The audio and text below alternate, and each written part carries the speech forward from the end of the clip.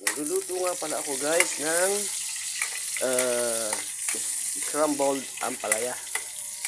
Hey Kuya Gab! Hello Kuya Gab, our grandchild. Ampalaya, egg, onions and tomato. Egg, yeah, egg. Okay? Onion.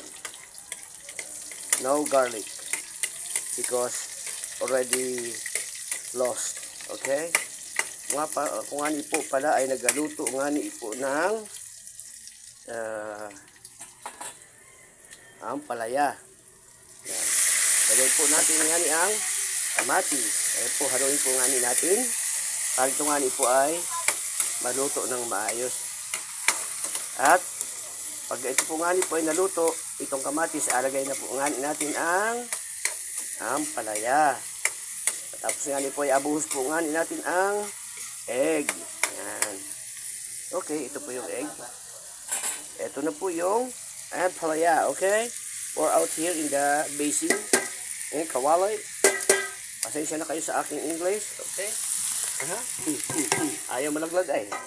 Okay, kinuha ko na. Yan, okay. We make it halo-halo, okay? We stir it or we mix it very well.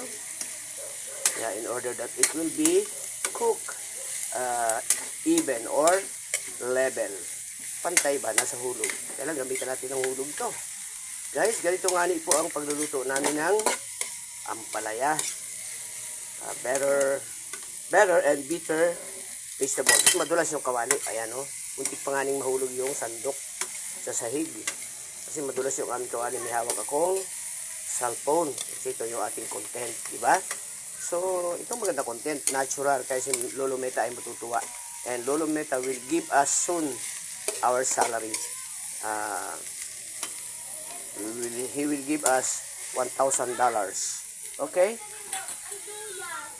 And then, alagay na po natin ang itlog. Atin pong paikot yan, itlog yan.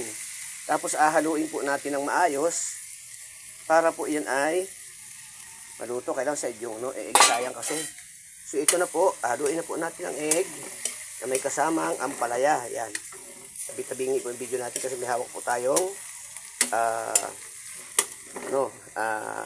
cellphone natin. Kasi wala tayong tripod na ginagamit sa pag video at pag vlog.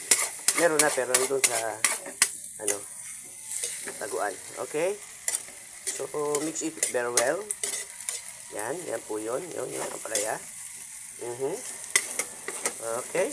Maganda po yung half cook. Yan. Kaya walang tutong. Yan. Okay? So, it is finished. Finish na po yan, guys. Ayan na nga po, naluto na po ang ampalaya. Sarap po niyang ulam. Yan, gamot pa, gamot. Okay, God bless.